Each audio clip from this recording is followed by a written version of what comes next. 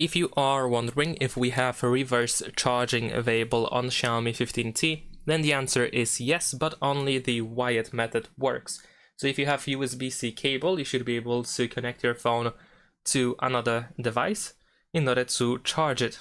And sometimes when we charge our 15T to another smartphone, there is a chance that our smartphone will be charging instead of charging the other device with our 15T.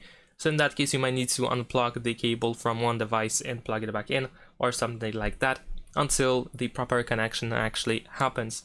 And unfortunately, this is the only way to charge other device by using this cable, because simply if you are looking for the wireless power sharing, then unfortunately it is not available. Usually the wireless power sharing is available by going to battery settings, but in this case there is no option that allows you to do so, unlike on, for example, 15T, where if we go to battery we have charging options, and over here we have reverse wireless charging.